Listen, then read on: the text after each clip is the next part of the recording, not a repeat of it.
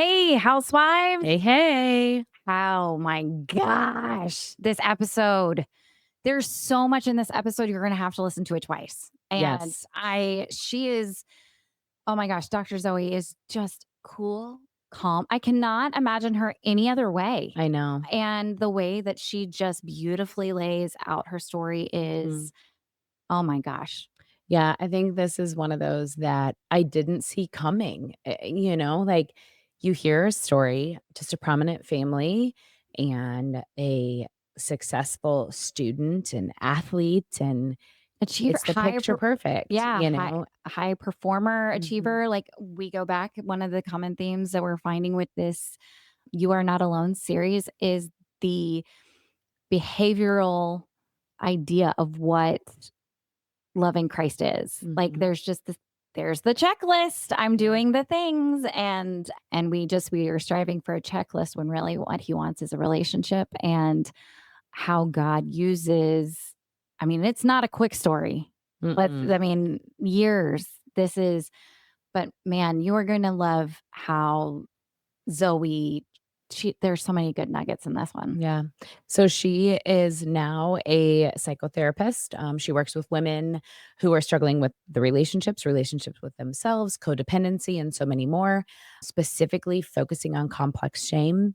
And it comes from her being a 15-year-old girl who was pregnant, and her parents sent her off to go have the baby and come home later without. And she lived with that secret for a very long time. Very long time. And part of her life was okay. Obviously, the secret was deep, but then there were certain things that were making it appear and reappear. And shame has a way of doing that. And God has a way of redeeming it all and Yep. using it all. So, Mhm. This is for the one who is keeping a secret. hey, housewives, Hey, hey, welcome back. welcome back. We are here again, and we are here with another one for you. This, I mean, I think we've already shared this with our listeners, but God has used Podmatch? Hmm. Holy cow. Yeah. Podmatch has been an amazing way that God has created Yeah. introductions for us. And we are so incredibly thankful for it because this is where this whole you are not alone for the one has come from. Yeah. And Dr. Zoe is a perfect example of that. Right. And I'm going to let Tracy introduce her. Okay. So, this is Dr. Zoe Shaw, and she is a licensed psychotherapist, author, speaker, podcast host, relationship coach, and fitness fanatic. She is a mom to five and a wife. She is passionate about helping women who struggle in difficult relationships, especially that sometimes difficult relationship is with themselves, overcoming shame and codependency. After 15 years in traditional psychotherapy practice, Dr. Zoe jumped off the couch and now helps women using a different modality with a mix of virtual therapy, coaching services, and programs through a lens of psychology, faith, and a dash of feminism. Welcome. Thank you. Thank you. That's such a great intro. I have to correct something though. I am no Yeah. longer a wife. And I heard that and I was like, "Oh, Oh, Oh, just for accuracy." Just for accuracy. Yes. fair enough. do you Fair. want us to restart? It's up to you. I'm open. I mean, I am such an open book, so I don't think you need to. You can leave that on there, whatever works for you guys in your podcast. Hey, it just shows how God is always Yes. changing, and we're just called to be, like flexible and in the and Yeah. and And sometimes our editor can edit that out, or I can just reread it. yes, but that's fine. If she's, this shows how real we are. Right. I mean, I, hey, it's also about being real, and there are a lot of people that are no longer wives who shouldn't feel alone in that, so There yeah, you go. there you go, and Okay. that's and sometimes, and I will say this is that as saying it as for us, it puts up like, oh crap, I just put my foot in my mouth. And that is almost like another part of the story is because we don't know how to talk. Like we don't know what do you say when someone says, well, I'm no Right. longer what? Like that Yeah. is a very true circumstance too, is that like, yeah, you can. And sometimes, most of the time we make it a bigger deal than it actually is. Right. I think so. I think I think so. so. Yeah. I'm on a mission to help women specifically overcome shame. And there are so many things that we have to feel shame about because we've been taught to feel shame, right? We can feel Mhm. shame if we misspeak. We can feel shame if we don't feel like we have the social position that we think we should. So I say talk about it. I love that. I Well, love that's yeah. kind of us too. We talk about everything, whether it's welcomed sometimes Yeah. this one over here. Yeah. Well, we are thankful that you are here, Yes. and we honestly we are going to do a separate episode down the road, talking a little bit more about you helping our Mhm. listeners overcome shame and so forth. Right.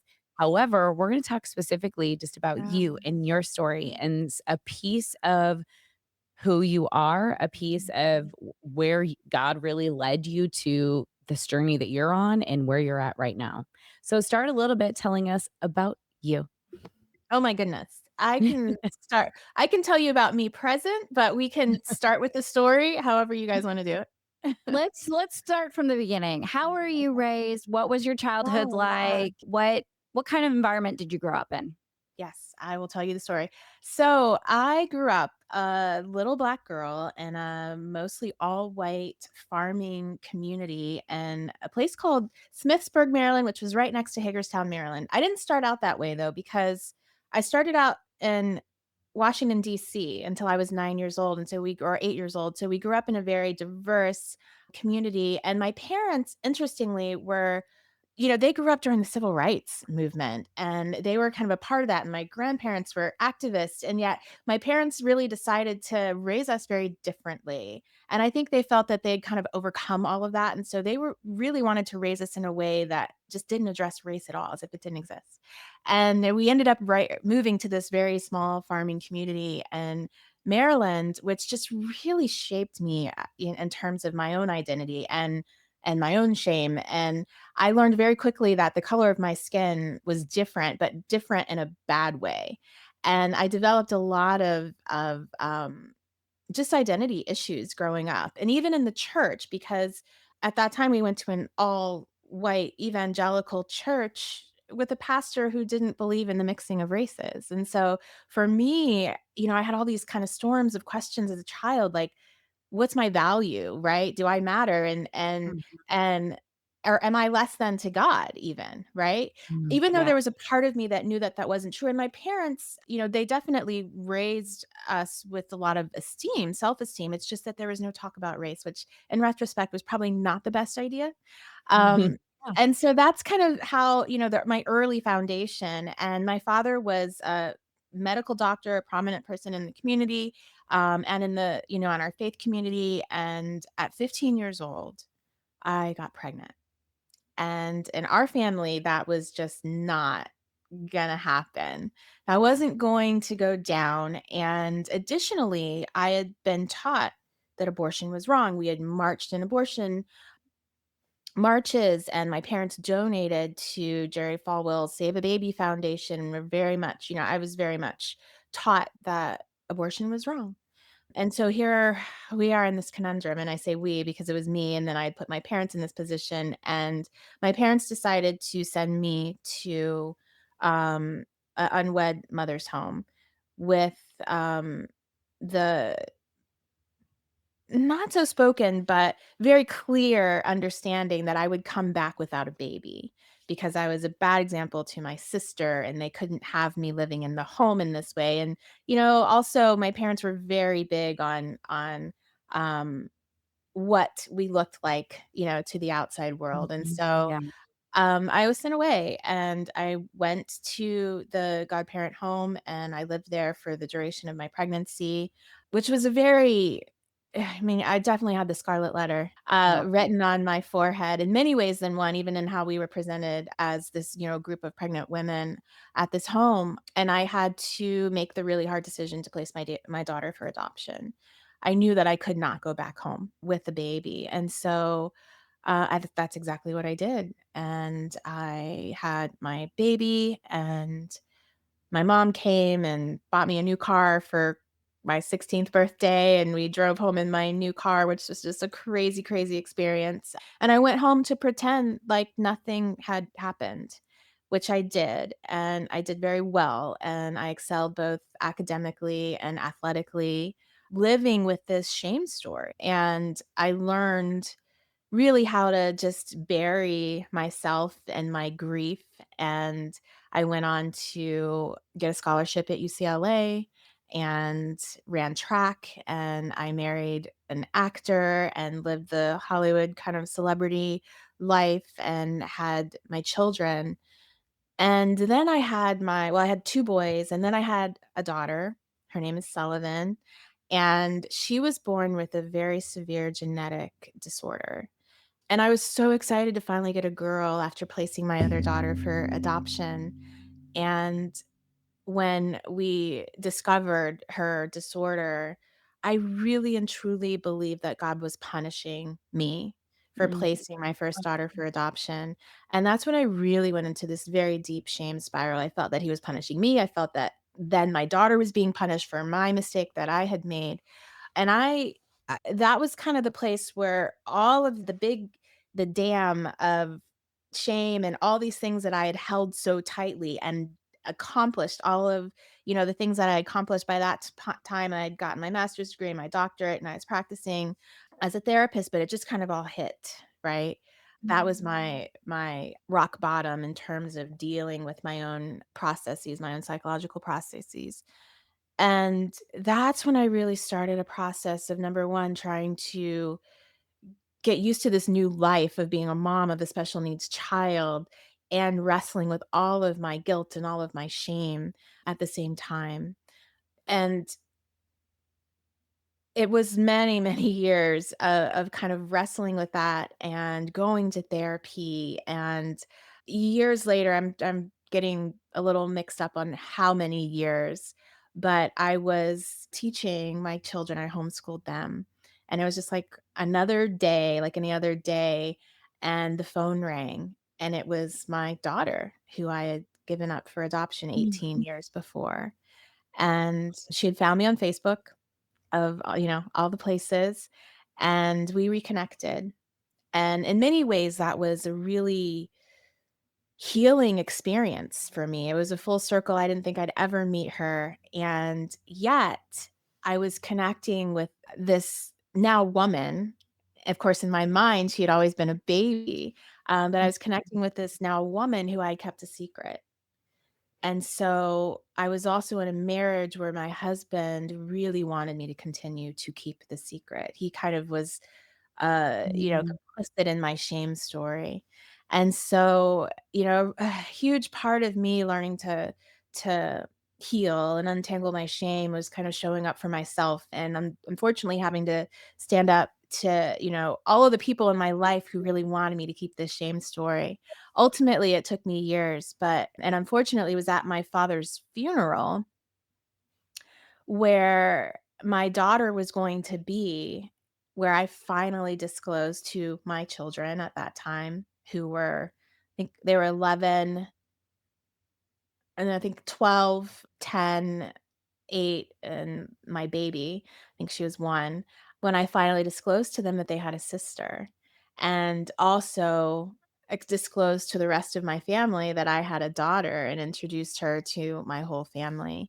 And Wow. that was a big part of my healing. It wasn't all of the healing, but that was a big part of my healing, is being able to finally say the thing that I had been so ashamed to say, to speak, let go of that burden that I had been holding for so long. And it was amazing. And for any women out there who have a shame story that they've been holding, the thing that struck me the most was that I had held these 5 words. I don't remember exactly what the words were, but basically telling my children, "You have a sister that you never knew," and telling my family, "I have a daughter and you guys have a niece and a cousin," and all these things that you never knew about. Me just releasing those words, I thought in some way in my mind that the whole world would crumble, that all of these terrible things would happen when I finally released my story, and nothing happened. Nothing. In fact, all the good things happened. And in retrospect, realizing how much I had carried for so many years and how heavy that weight had been for so many years, I realized what a waste it was. to not speak up. And of course, we all have many reasons. We're socialized and Mhm. all of the things. But when you finally share a story that you've been holding for so long, that you feel so much guilt and shame about, and you realize that nobody really cares. I mean, people think about you for 5 minutes. People, Mhm. may talk about you for 5 minutes, but ultimately, no one really cares.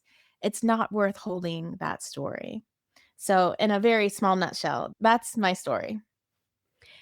It's beautiful, first of all, that you're willing to be right here telling that Mm, right now, and I'm sure yeah. you've told it many other times before and Mm, on your podcast, but mhm. thank you for your vulnerability and just allowing us our space and the Unlikely Housewives to hear this story because Yeah. we all have a shame story of some sort, and sometimes there's pieces that have been, chipped away at that Mhm. we've, shared, and it's not the whole thing. But I think it's amazing that you do have that healing story of your daughter coming and finding you. I do so this was at your father's funeral that this is that what you said? It was. So It was after the funeral, not at the actual funeral, but when everyone came back for the yeah. repast. Yes. Mhm. So did had they met like, had your parents met her? Yes. So my parents had met her, which is why she was going to come because she knew my dad at that point. My Mhm. parents had Okay. met her a year or so before. It was just my extended family that didn't Mhm. know about her and family friends and all of those people because my family had kept it so much a secret. My siblings didn't know for a number of years after, I came back home. They thought that I had gone to boarding school. Okay, that was That gonna be yeah. one of my questions of Mhm. what I mean, as far as your parents presenting it that you're just going to boarding school for a short period of time and you're coming back for after your 16th birthday. Right. So my siblings were told that, all of our extended church people were told that, my school was told that. Yeah. Wow. And so when Now I came back a week after well, actually a few days after having a baby, I had to pretend like I was at boarding school. Yeah. how does at that time, what did your relationship with Christ look like? So I had been raised Christian and I was a Christian. I had a personal relationship with God, and my relationship with God has, number one, changed as it should over the years. But I feel that at that time, with the maturity level that I had then, it was very performative, right? And Mhm. I very much saw God through the lens of kind of the way that I saw my earthly father as very punitive, as very just not feeling like I could be enough for him. And I remember, I would sit in church and I would watch my mom worship and I could see how connected she felt with God, and I remember always longing for that and felt that there must be something fundamentally wrong with me because I couldn't kind of feel what she felt. And it wasn't for many years really after my healing that I really began to understand how fundamental our understanding of God is regarding our earthly father. And so Mm. many of us tend to see God through the lens of the way that we see our earthly father. And the other mistake that I know that so many women make, and one that I'm really passionate about talking to women about, because a lot of women who have been hurt by the church, which I have been, a lot of women who feel that, they need to stand up for themselves in their healing, right?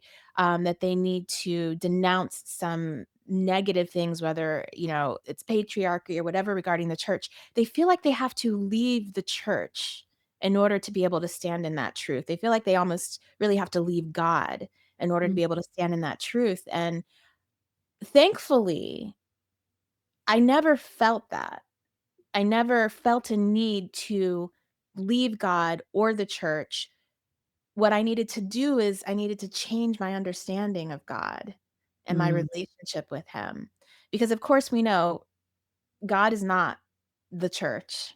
Mhm. The Yes. church is there as a community, yes, to support us as we should have in our faith walk, but humans hurt humans, and we will Yeah. forever, and we can't make the mistake of thinking that that's God, it's not. If Mhm. we're in that place, what we have to understand is we need to be able to change our lens about, change our lens the way that we see God, because it's probably that we are seeing him through a distorted lens. Yeah, That that's so good. that is so good because I do think there is a huge trend for young women to believe that you like you said, have to leave the church in Yep. order to stand up or Yes. that the church sees less of them because, the idea that Paul didn't like women, like, or that, Mhm. but I mean, I there's so much out there to disprove all of that. Like Jesus thought very highly of women. Yes. And, Yes. like, I mean, God felt very highly of women. I mean, you have women like Ruth and Esther Mhm. and Deborah, who was a judge. I mean, that the creator of the universe gave them this incredible story and power to influence the world and be part of his story. And so he very much loves women and Yes. it's not that we're not equal, it's we're equal, but we're complementary, Different. right? Is Yeah. that the yes. We're Yes. very it's 50-50, but it just means that we have our places of Mhm. what he created us to focus on the Mhm. micro details and men to Mhm. focus on the macro detail. Like, and that is just he created us specifically for our to complement each other. Yeah. Right. And I think the church doesn't I don't think they present that well, I guess. No, They're they don't, and that's what I want to honor is, yes, you're right. The church does not always present that well, and it depends on who the people are that are leading the church and what their yes, leadership that's are like right. and the culture in the church, but in many ways, women are still very much demeaned in the church and not valued appropriately, and I think it's important to stand up and talk about that, and we can talk Yeah. about what humans are doing without in any way putting down God because they're 2 separate things. Yeah, Yes. that's so good. Yes. Yeah. And like you said, we have to remember the church is human. It's Mhm. Like, human. I mean, the God is not the church. Like, Yep, there's Right, humans running it. right. there's humans running it, and Mhm. that is where we're always gonna be disappointed in humans and we need to have that expectation or just realization. I don't know, Realization, both. yeah. Yeah. Acceptance. I think Acceptance, acceptance is the better. word. Yeah, Yeah, yeah. that's Well, mhm. I would love to know a couple things. Mhm. One, when this was all happening, when you found out you were pregnant, you're talking to your family, just kind of go back to that story a little bit. There is no doubt you felt obviously the immediate disappointment, Oh, yeah, decisions, but like I yeah. mean just the feeling from your parents and I'm curious because this is just like not the exact topic, but a conversation having with my kids, teaching them about unconditional love. When you Mhm, fail, I have mhm, teenagers. When you fail, you come home. And my oldest said something just this week, and he said, I would rather disappoint someone else than disappoint my parents.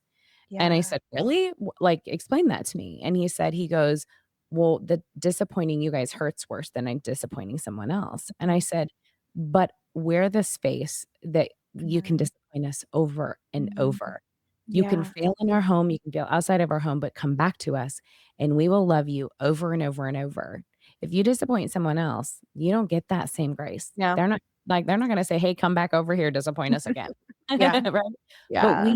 we as parents, it's just part of how we raising our kids. You're gonna Mhm, fail and you're gonna disappoint us, but you're coming back and we're gonna do it again and again and mhm. again. Obviously, because that's how, God views us and our worlds and our lives. So when I ask this question, it's kind of with that in mind because we're here. We're no our stories aren't the same, but we're walking through similar things, right? Mhm. So Yes. I would just love to know from your perspective how you sat with that because Mm. and how you handled that at that time, if you can go back to that 15-year-old self, and what that was like coming back being 16, 17, and really what that looked like in relationship with parents because 'cause we're raising teens. We talk about Mhm. teens a lot on here, and I know there's a lot of parents who have teens, and I'm talking personal too. Hey, Like, that's it. yeah, like I got you. how do you Mhm. keep, making sure that like, yes, you've disappointed us, but we love you anyway, like what was that like for you? I hope you can understand where I'm coming from. Oh, can I ever understand where you're coming from? Both, first of all, having experienced that as an Mhm. adolescent and then as a mom of 5 Yeah, children, I yeah. feel you on all those levels. And as you're talking to Tracy, I'm just thinking, what a gift. What a gift, because you say that as if that is the norm, what Mhm. you are doing with your children.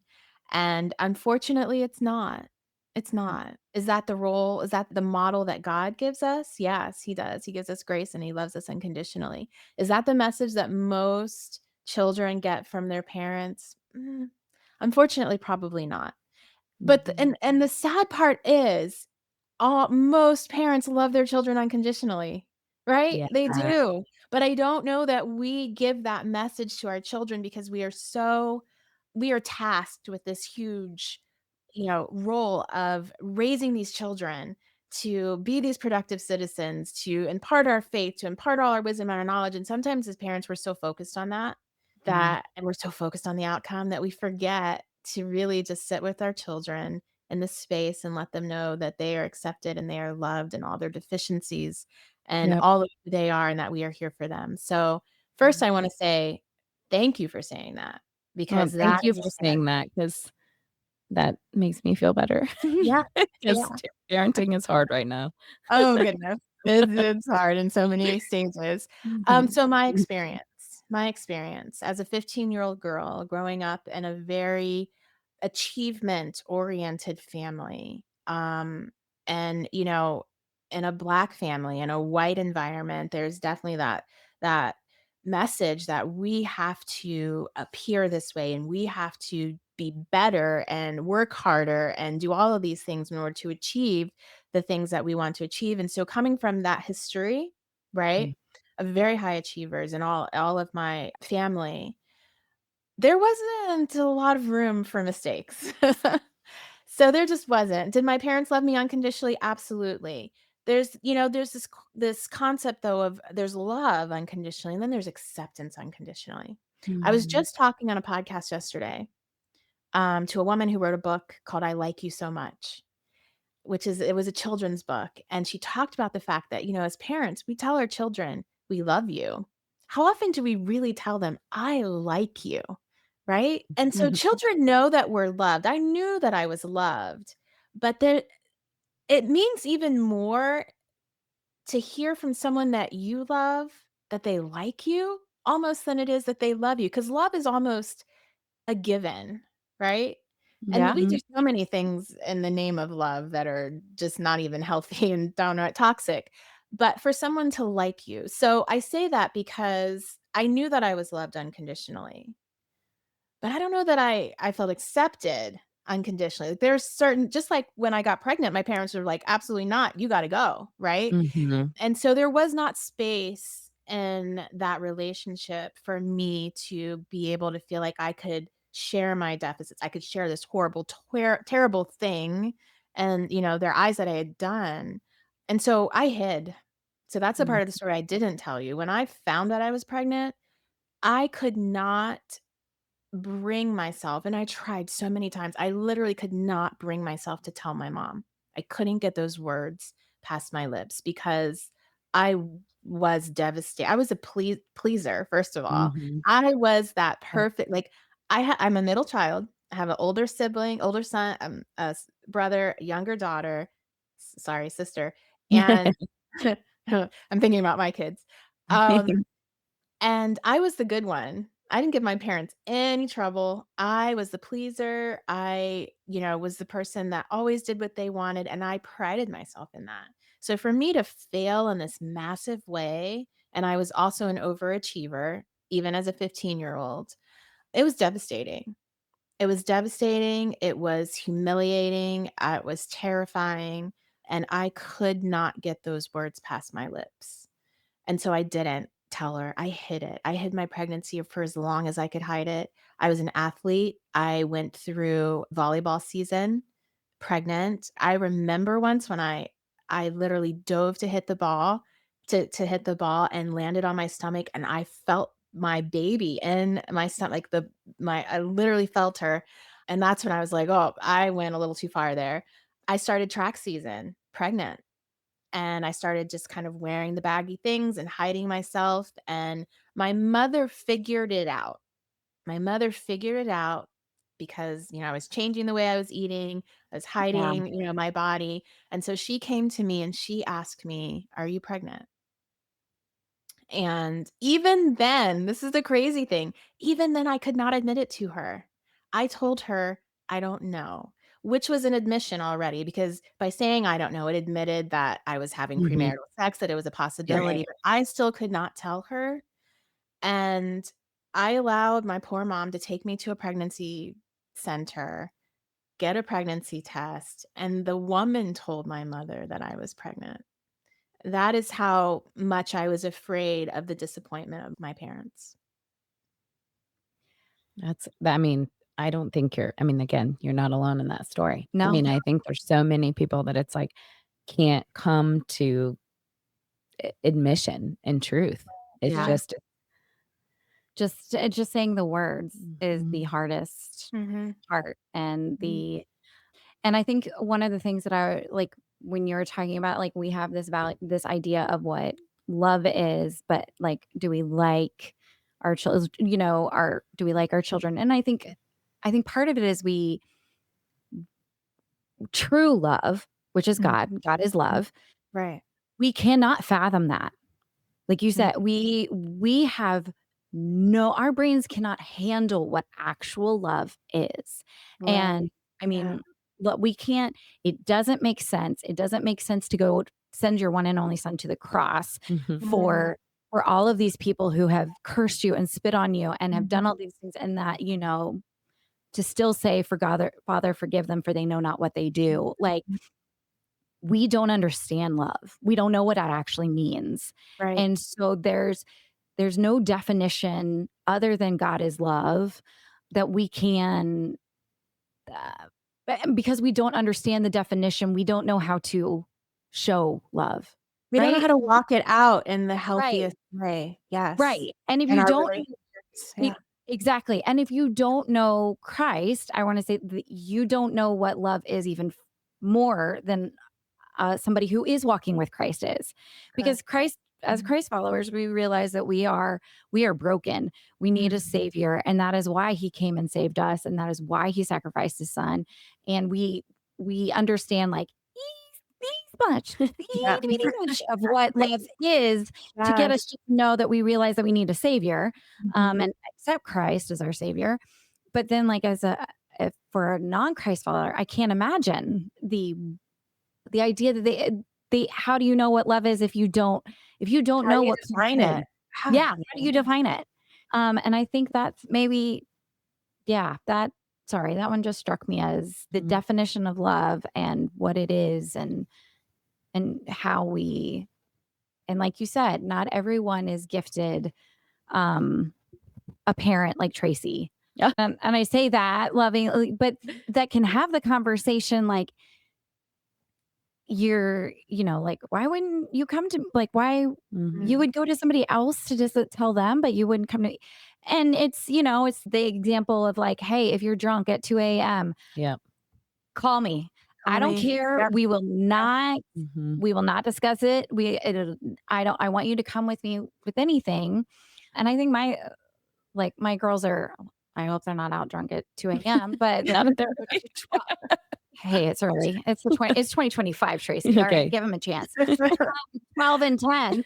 But, Yeah. like, I'm trying to tell my children, like, also, like, yes, call me, let me be your first phone call, but also I'm gonna tell you I'm gonna screw this up royally. Like, there Mhm. Mhm. is going to be a time that I react wrong. Yep. Like, there's going to be a time where I yell. There's Mhm. going to be a time where I say WTH, like, and Yeah. but I need you to have the grace for me too. So, like, let me be that. I'm warning you. Mhm. I'm here for you, but I want you to also to know that I'm human too, and I am going to screw this up, and I'm not going to give you the reaction. I'm going to try my best Mhm. to have the Holy Mhm. Spirit overwhelm me Mhm. to keep my mouth shut.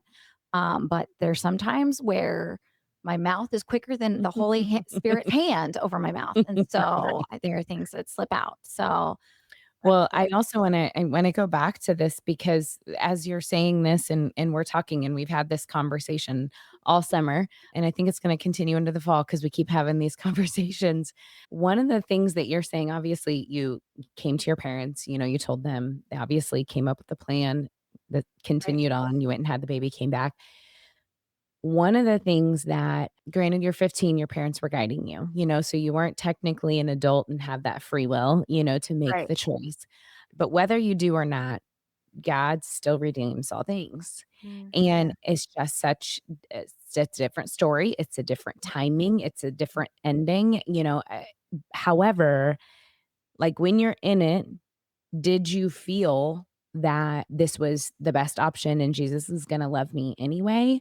Or was this something that came later? Are you talking about the choice to place my daughter for adoption? Yes. So I'll go back because I didn't share one little part of the story, which is a big part of the story, I think. My first choice was to abort her. That was my first choice because I was in that space of I cannot tell my parents. right. I would Mhm. rather abort her than experience the shame. And so that was my plan was I'm just going to get an abortion. I'm not going to tell them. Even though I knew deeply in my heart what I had been taught was that abortion was not God's plan for humanity, right? Mhm. Right. Um, and yet I my boyfriend and I agreed that we were gonna do this, and I skipped school one day, the only time I've ever skipped school. Actually, he picked me up at school, and I kinda ran out, and he drove me to the abortion clinic, and we went in, and I went into the clinic and they have like a group of girls all pregnant that they're like they do this little counseling, which is not counseling, pre-abortion counseling, which I guess was mandated by the state. In the process, they give you like this little red pill that's like supposed to relax you or whatever. And I remember when I was doing the counseling thing and I took the like she gave me the pill and I looked up at her and I said, "Well, will this harm the baby?" And of course, she looks at me like I'm crazy, like, you're about to abort this baby. Why are you concerned about Oh, this baby?" Of course, Mhm. they didn't call it a baby. Right. Um, but so I went into the abortion room and the doctor came in and he put the ultrasound on my belly and he was looking at the baby and he mentioned that I was a little further along, but he could definitely do it. And in that moment, something just came over me, and I literally sat up and I said, "I changed my mind." And the doctor, the nurse was just kind of trying to tell me, "Oh, don't worry about it. Everybody feels kind of nervous right before this kind of procedure. Just, relax." And then I just kind of got into this like mama bear fighting mode. And I was like, "No, I changed my mind." And the doctor looked at me, he was so irritable. And he just like, put the ultrasound thing up, and he just looked at me, and he's like, "You've wasted my time. I'm not gonna treat you if you come back, like, good luck to you," and walked out Oh of the my door. gosh. Yeah, and so, I literally, like, jumped off the Wow. table, threw oh, my clothes on, and I walked out of that room holding my socks and my shoes, and my boyfriend's in the lobby looking at me like, Is it done?" And I'm like, "No, I changed my mind. Let's go," and we took off. So, I share that story for a couple of reasons. Number one is I have so much empathy and understanding from a woman who's gone through it because Mhm. I almost did. I mean, my daughter was almost not here. It was so close. And I have zero judgment. I really believe that all behavior makes sense in its context, and the only reason why I wasn't able to go through it is because of all of the teaching, that my parents had instilled in me up until those years. Otherwise, I know Mhm. without a doubt I would have gone through it. So you were asking about my decision. If I and yes. in many ways you asked if I'd owned the decision, I think is what you said later before. So that was my first decision that I made was essentially to keep her, but, when I say that, it was almost like it wasn't my decision. My choice Mhm. was to go abort her, and I literally could not do it. God meant for her to be on this earth. 100%. Um, and so after that, and after I disclosed to my parents and we ended up that they sent me to the home, I don't know that I consciously understood that I had any choice, to be honest with you. I felt I definitely imagine I would fantasize that I would bring her home. I'd fantasize that my boyfriend and I were gonna run off and get married and live in this castle and, money was no option and all those wonderful things. So I fantasized a world where I could keep her, but I don't think I ever was able to really create any real life in my mind that I could keep her. And so for me, I did not have an option. My mother did send me a letter at one point when I was there, and my interpretation of the letter was like, "If you choose to keep this baby, you will lose me in some way, shape, or form." And I think at some point I really just chose my parents over her, and I think I had a lot of guilt about that, that I chose keeping my parents and whatever that meant for me over my own daughter. Mhm. Um, so I think it wasn't until later that I came to understand that I made a choice and I didn't make a choice at the same time. I Mhm. made a choice and because I didn't know any other choice to make, right? Mhm. Um, Mhm. I made a choice to keep my parents and their acceptance and their love and to be able to go back home without condemnation.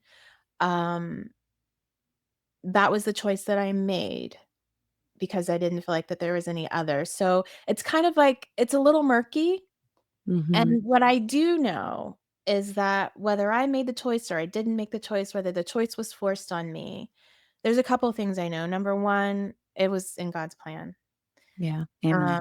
Yeah. and number two, my parents were doing the very best that they could with all of their life circumstances and Yep. what they knew. And so I have come to a place where I have forgiven myself for the choices that I made, and I have forgiven my parents for the Mhm. choices that they made. So it's not an exact answer, but that's where I am. No, but I think that it's good, it's important because, I mean, that's all we're doing, that's all our parents ever did, right? You're Yeah, doing your best based with what you have, the knowledge and experiences that you have, Yeah. the faith that you have, spiritually, emotionally, mentally, you just take all that into consideration and a decision is made, and you yeah, hope it's the yeah. best, and that is exactly what's happening, and I love that you've seen the beauty from that Mhm, decision and you have a mhm. relationship with your daughter in that from that, and without a doubt she was supposed to be here, and that's just beautiful. Yeah. Well, before we wrap up here, I do wanna kinda fast forward a little bit. Now that you're a parent and Mhm. you have teenagers, Yes.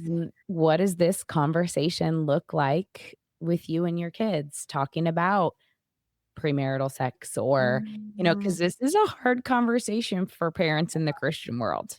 Oh, yeah. Oh, yeah. I think even more now, which I'm happy for because during the purity culture when I grew up, Right. there was so much shame and condemnation, right, about Mhm. sexuality, which is something that God gave us. And I Yeah. feel like now we've swung the pendulum, and maybe we've swung it too far, which often happens. The pendulum just swings, it never really stays in a healthy middle. It's so nuanced. So number one is if we go back to the failure part, like kids not wanting to tell their parents about failure.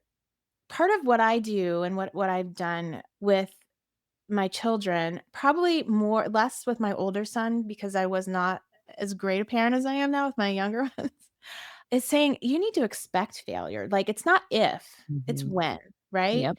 And Right. especially this time in adolescence and 20s, like you're gonna fail so much.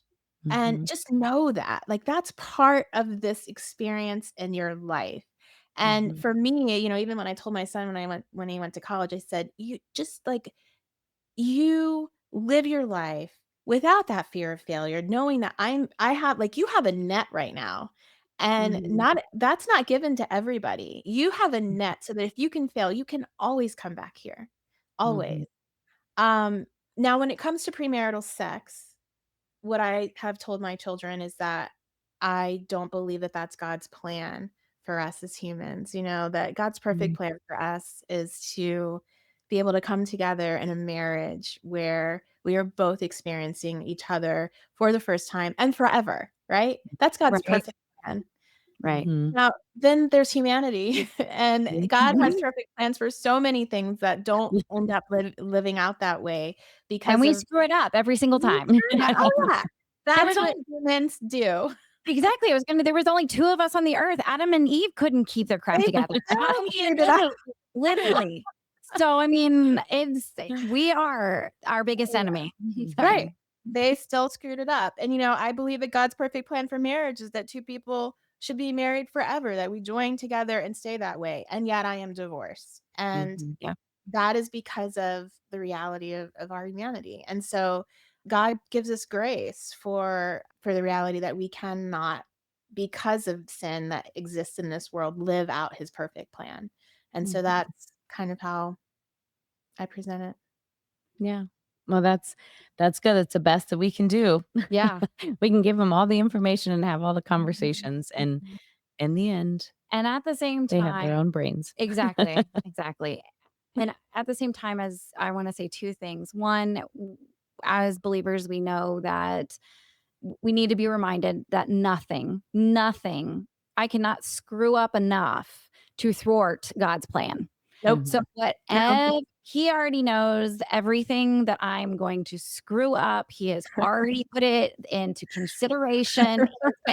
Tori's going to screw up this tomorrow, so I'm going to have to get X, Y, and Z to happen in order to get her back on track. Yeah. Like that I try to remind myself. I mean, your story is obviously one that is personal, something that you've walked Mhm. through, but I think the greatest gift you're giving people is just sharing your vulnerability and encouraging Mhm. people to walk out things that are really difficult. Our stories may Yeah. not be the same, but we all, have our own thing, something that we're ashamed of, Yep. something that we're holding on to. And I just hope, that our listeners are just finding some courage in you sharing your story and the healing that you've had, because that's really ultimately what we want for everybody to be living as free as we can Yeah. without shame, and just being as happy and joy filled and walking with the Lord the best that we can. Yeah, as Christ has, the only way we can to Mhm. do all that is through Christ.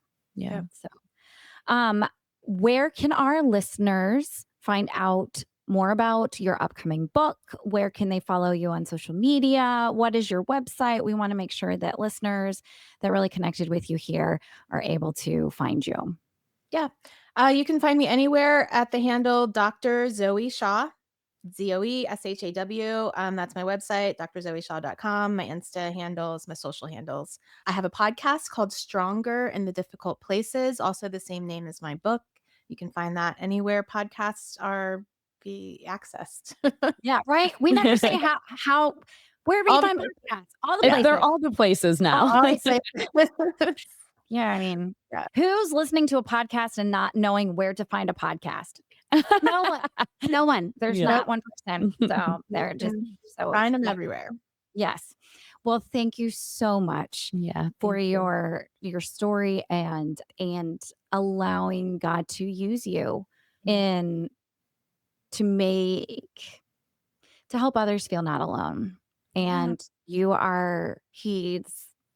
redeems all things, and it is so very clear in your story and your walk with him. And I just want to just say thank you for being obedient and just Mhm. listening. Yeah, So Well, thank thank you, women, for being able to be courageous and share other people's stories and help others feel that they're not alone. That's so important. Thank you. thank you. Okay, housewives, until next time. until next time, bye. Bye.